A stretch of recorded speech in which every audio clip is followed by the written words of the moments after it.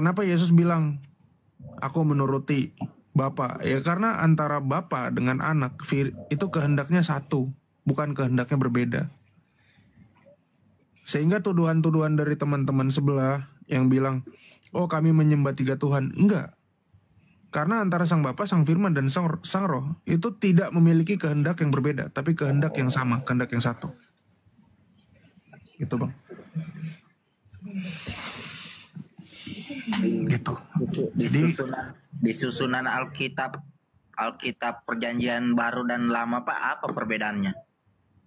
Perjanjian Baru dan Lama, Perjanjian Lama ditulis oleh Nabi, Perjanjian Baru ditulis oleh para rasul. Nabi itu semua orang yang menubuatkan Yesus. Tapi kalau rasul itu semua orang yang diutus oleh Yesus. Tapi di perjanjian barunya ada nggak yang ditambahin atau yang dikurangi Pak? Oleh perkataan Yesus sendiri.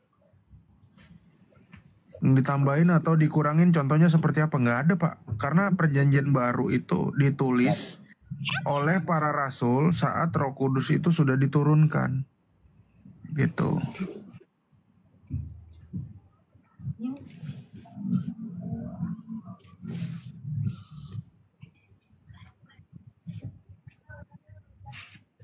Susah ini Pra, harus ngerti Tritunggal dulu ya Pra.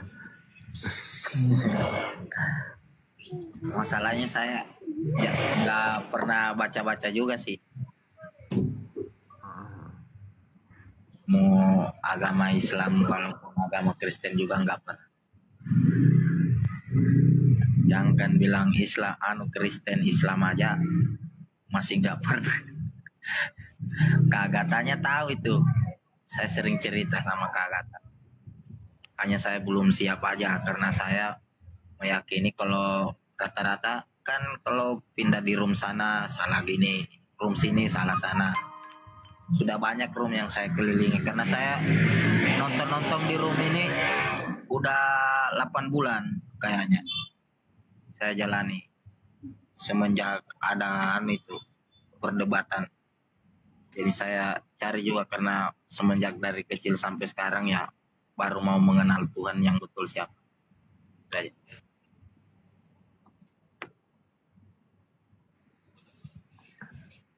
Atau gimana Pra? Gue kerja apa gimana nih? Ya coba sampaikan aja. Tritunggal atau nggak usah? Kepanjangan ya? Ya bebas aja lah. Si Agatha kayaknya nggak monitor nih. Aduh, suara compan lagi.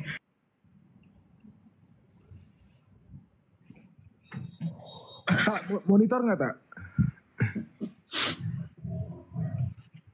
Udah gue izin ngajarin Tritunggal ya Pra ya? Atau nggak usah Pra? Abang kalau ada Islam di bawah naikin aja. Nanti saya tunggu sambil banding-banding juga yang anu. Kalau saya mau cari benarnya dan salahnya, nggak pernah saya cari salahnya agama orang lain ya dengan agama saya sendiri. Tapi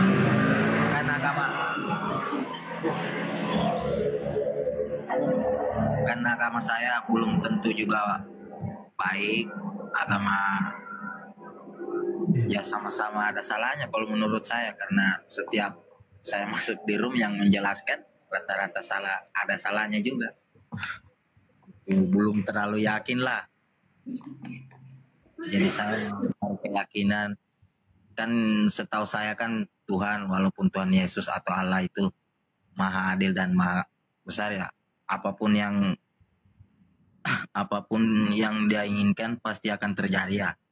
Jadi kalau seumpama memang Tuhan itu ada dalam mimpi kah atau dalam mana dia menunjukkan agama yang betul yang mana.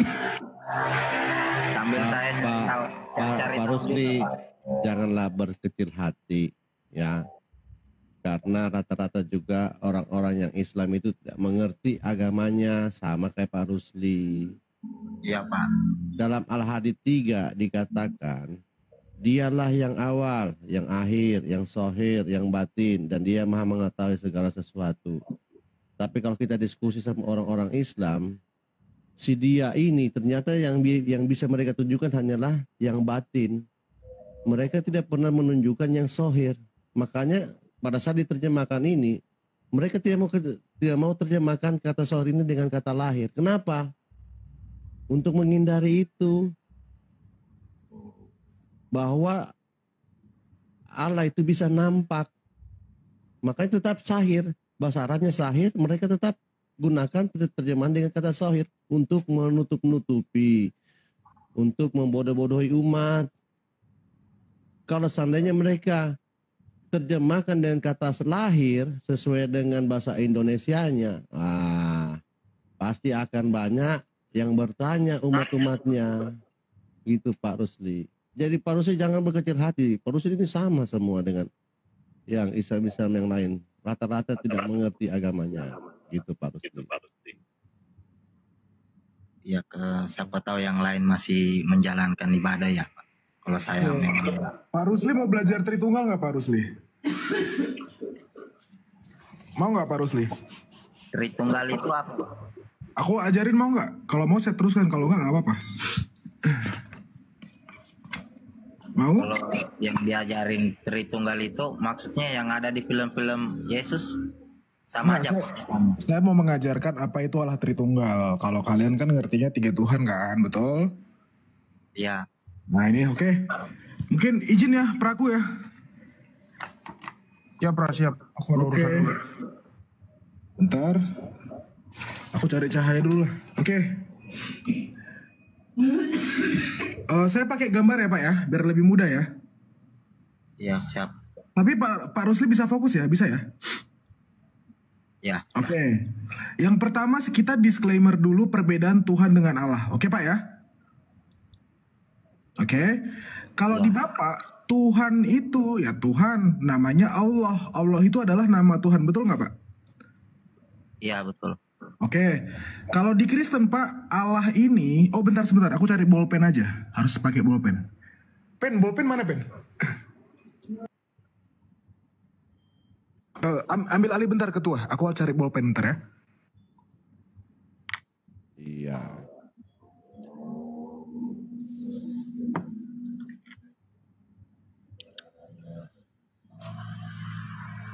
Pak Prof lari.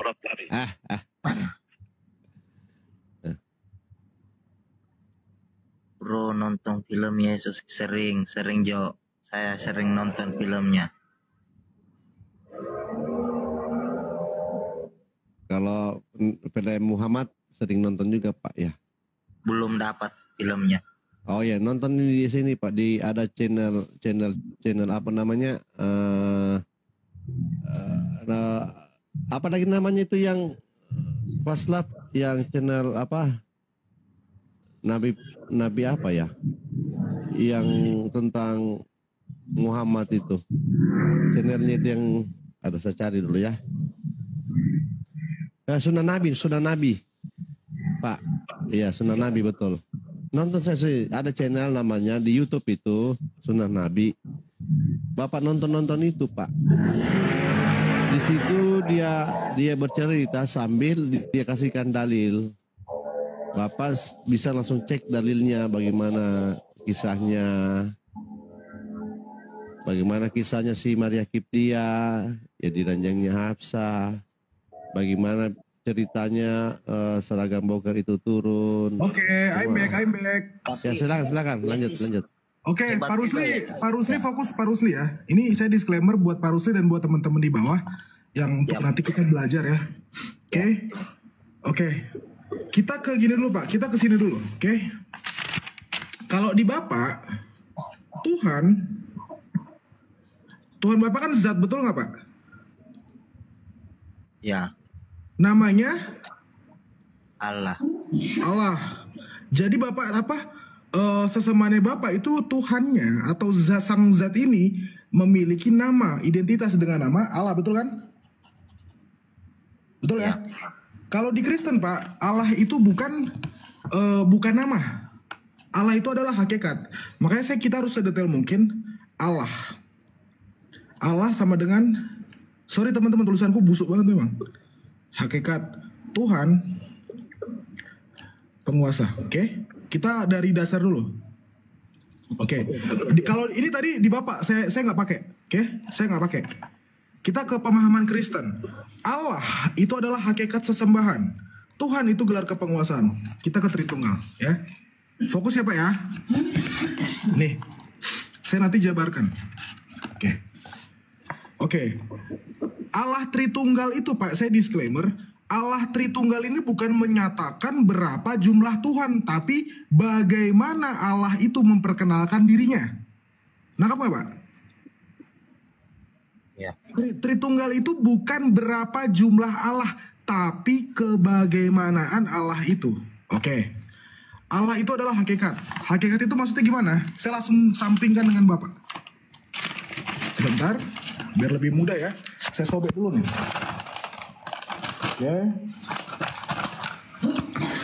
Nah, ini dah. Oke.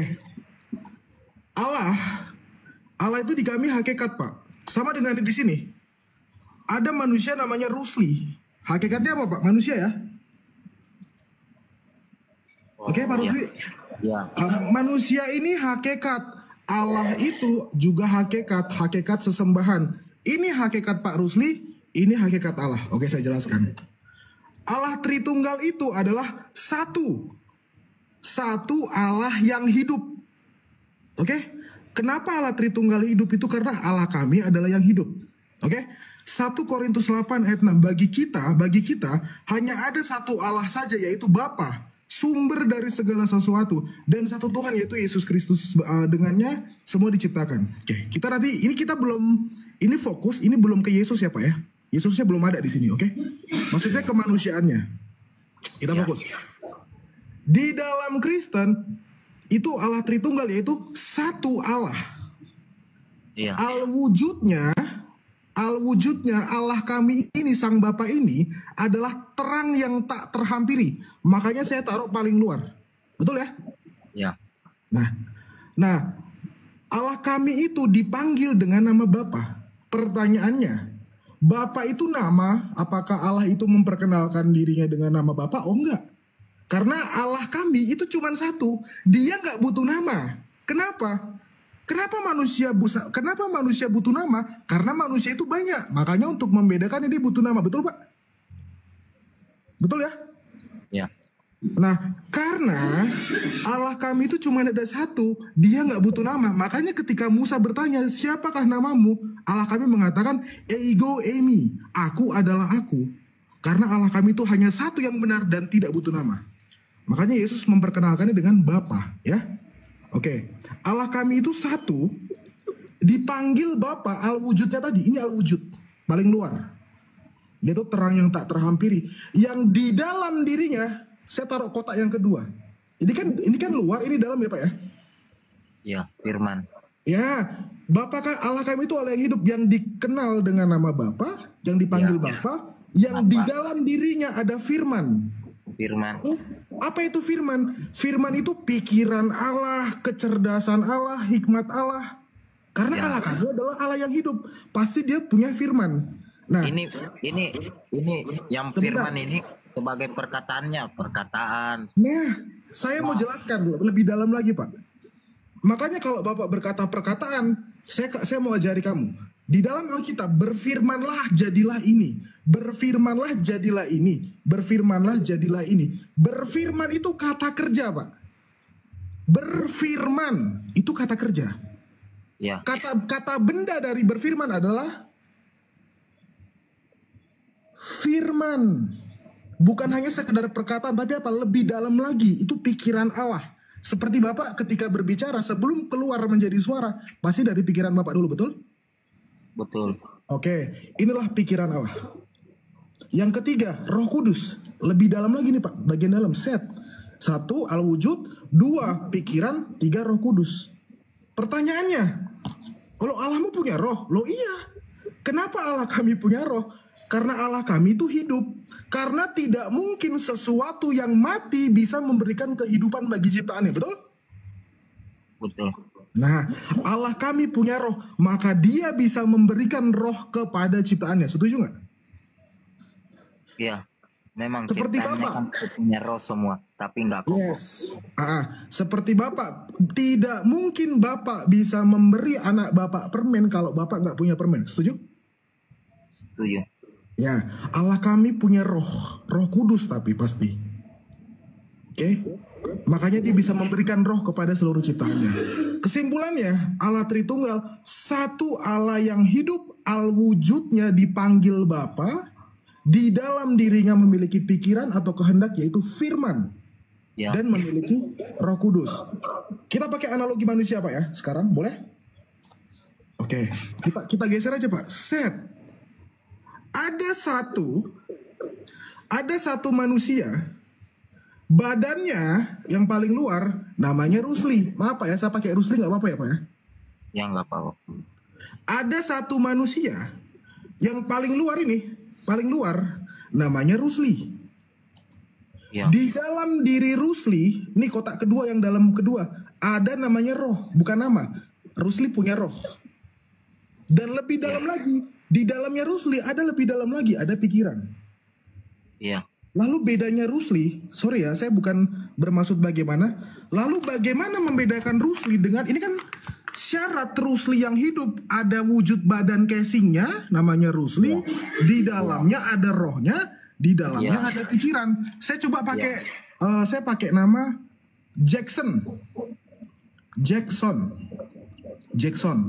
Oke, set. Jackson ini ceritanya mayat Pak, ini mayat nih. Ya. Oke, saya akan membedakan Rusli dengan Jackson. Michael Jackson ini udah mati Pak, Iya. tapi Pak Rusli masih hidup.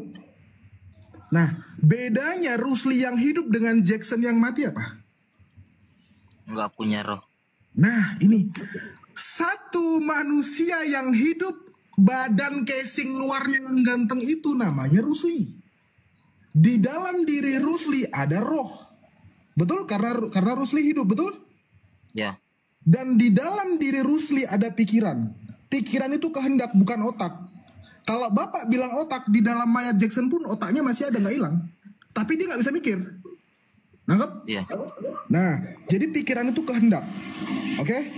Jadi syarat satu manusia yang hidup yang bernama Rusli yang ada badannya di luar ini harus ada roh dan pikiran. Iya. Tapi satunya Rusli dengan satu mayat Jackson itu berbeda. Satu mayat Jackson itu cuman ada apa, casing badannya doang, rohnya udah nggak ada, pikirannya udah nggak ada, betul? Ya. Nah, makanya ini saya buang, set. Ini dia. Kenapa saya jabarkan analogi terbaik adalah Pak Rusli? Karena Pak Rusli hidup. Kenapa? Karena satu Allah kami, jadi Allah ini Pak hakikat sesembahan. Ada satu hakikat sesembahan, al-wujud casingnya, bahasa kasarnya, sorry kalau aku salah. Satu wujud casingnya dipanggil Bapa. Di dalam dirinya ada firman atau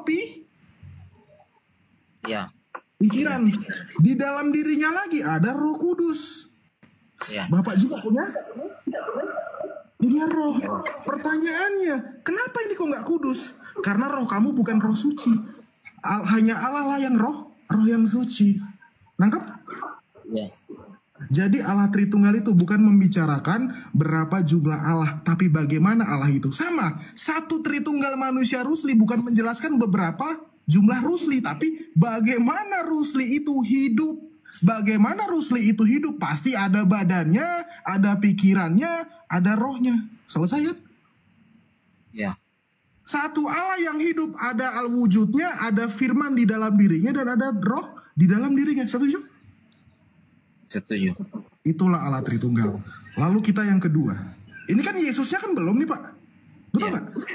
Yesusnya belum. Nah, Yesus itu siapa? Apakah Sang Bapa, Sang Terang itu yang turun ke bumi langsung?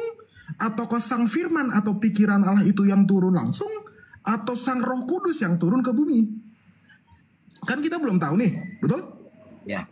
Oke, kita buka Yohanes 1 ayat 14. Firman itu telah menjadi manusia. Bahasa aslinya itu incarnate, inkarnasi. Inkarnasi itu Pak, saya jabarkan ya. Menjadi manusia itu bukan kayak aku tiba-tiba berubah jadi binatang. Aku tiba-tiba berubah jadi anjing, bukan. Inkarnasi itu artinya in. In itu artinya masuk. Jadi Sang Firman itu masuk ke dalam daging. Sang Firman masuk ke dalam Dagingnya masuk ke dalam daging. Makanya di Kolose 2 ayat 9, dalam jasmania Yesus berdiam seluruh kepenuhan kealahan. Inilah alasan Yesus dikatakan duinatur. Bagaimana cara membedakan duinaturnya? Saya ajarin, Pak. Oke. Yesus ini berarti siapa, Pak? Pikiran Allah ya, Pak ya? Pikiran. Nah, kalau tadi ini Tritunggal, Yesusnya nggak ada, kemanusiaannya belum ada. Ya, siap. Tapi kita udah mulai ke Yesus nih. Firman Yesusnya sebagai Tuhan. Nah, yes. Makanya di dalam Alkitab itu kan Yesus sering mengatakan Allah mengasihi aku sebelum dunia ada. Betul, karena dia sang Firman. Beberapa kali Yesus mengatakan Musa melihat Abraham bapamu melihat hari-hariku. Bahkan Yesus bisa menampakkan Musa dan Elia di gunung apa? Sorry saya lupa. Itu apa? Karena firman inilah sang Yesus ini. Dia melakukan namanya teofani atau penampakan ilahi. Teofani itu penampakan sementara, inkarnasi itu penampakan permanen. Oke, kita lanjut ke Yesus. Di dalam Kolose 2 ayat 9, oke? Kolose 2 ayat 9, dalam jasmaniah Yesus berdiam seluruh kepenuhan kealahan. Berarti ada jasmaninya, ada keilahiannya, betul Pak? Betul. Betul, Yesus duinatur. Bagaimana cara membedakannya? Nih, karena firman itu yang ilahi masuk ke dalam daging, makanya Yesus punya duinatur. Makanya kalau Islam tanya, ya, kok Tuhan bisa mati, Tuhan bisa makan ikan goreng, Tuhan bisa kelaparan, bisa ditombak segala macam, itu casing kemanusiaannya. Tapi apa keilahiannya bisa mati? Nggak bisa. Kan dia sang firman. Yes, makanya orang tanya, kenapa sang firman itu harus jadi manusia? Tujuannya supaya dia bisa mati. Karena Allah tidak bisa mati. Kalau dia nggak ngambil kodrat manusia, bagaimana caranya dia mati? Betul? Ketika Allah Bapa menarik firman-Nya, Yesus mati. Bukan begitu, Pak? Bukan, Pak. Manusianya mati. Saya kasih analogi firman-nya. Oke. Bapak tahu bentuk saya nggak, Pak? Ya, firman mati. Bentar dulu, saya kasih analogi yang paling dalam. Kan ini Pak, ini yang saya mau. Sebentar. Pak Rusli, Ya, siap. Di dalam Alkitab dikatakan tidak ada satupun yang pernah melihat Allah, tapi anak tunggal Allah yang di sampingnya yang menyatakannya. Oke? Pertanyaan saya, Pak Rusli bisa lihat wajah saya nggak, Pak? Kagak. Pak Rusli tahu wujud saya nggak, Pak Rusli? Nggak tahu lah. Oke. Nggak dilihat sih. Yes, tapi Pak Rusli mengenali saya melalui suara saya, betul? Ya. Nah, sama Pak, ketika firman itu menjadi manusia, sang Bapa tidak kehilangan firmannya. Sama, ketika saya bersuara di 2.200 orang, apakah saya kehilangan suara saya? Bahkan suara saya ada di HP-nya Bang Rusli, suara saya ada di 2.002 orang di layar HP live ini. Tapi apakah saya kehilangan suara saya? Enggak. Gitu. Nangkap ya? Yes. Jadi ketika sang Bapa mengutus firman-Nya menjadi manusia, dia tidak kehilangan firman-Nya. Oke? Kita lanjut ke duinatur. Yesus tadi kodrat kemanusiaan udah ngerti ya, yang bisa makan ikan goreng, yang dibilang dilempari batu, bisa diludahin, itu kodrat kemanusiaannya. Kodrat keilahiannya tidak bisa mati. Yesus duinatur. Nah, cara menjelaskan duinatur ini gimana? Aku paling suka pakai Quran, Pak. Set. Oke, saya kasih analogi lagi pakai Quran. Sorry teman-teman ya, tulisanku busuk banget memang. Quran. Anggap, sorry ya, tapi jangan Quran. Ki aja, ki. Oke. N, L. Nafzi, lafzi. N, L. Oke. Di dalam Quran, oke sekarang saya tanya Pak, Quran itu ciptaan atau bukan? Kalau menurut Islam, firman Allah gitu. Firmannya Allah juga. Di Bukan. perkata Al-Qur'annya Al-Qurannya ciptaan. Hanya perkataan Allah semua yang di dalam Al-Quran itu. Nah, untuk menjabarkannya susah kan Pak? Betul ya? Susah kan? Mana yang ciptaan, mana yang enggak kan? Makanya di dalam ilmu kalam, yang Islam itu belajar ilmu kalam dari Kristen Ortodok, teman-teman udah tahu semua. Saya kasih tahu. Quran itu punya dua kalam. Kalam nafzi dan kalam lafzi. Kalam nafzi itu adalah firman Allah yang terdapat di dalam Quran. Kalam lafzi itu apa? Bukunya, kertasnya, tintanya, tulisannya. Jadi bisa membedakan nggak? Ada kalam nafzi, ada kalam lafzi. Nafzi itu adalah firman Allah yang terdapat di dalam Quran. Lafzi itu adalah bukunya, kertasnya, makanya bisa sobek, bisa terbakar, bisa segala macamnya. Betul nggak Pak? Betul. Nah, umat muslim ketika Quran diinjak, kenapa marah? Karena ada kalam nafsi, ada firman Allah di sini, salah satu sifat Allah, wujud, kidam, bako, kalam, ada kan Pak? Betul kan? Iya. Nah, Ya. itulah alasan mengapa umat Islam marah ketika Quran diinjak, bukan karena lafzinya, tapi ada terkandung firman Allah di situ, yaitu kalam nafsi, yaitu kalam, salah satu sifat Allah.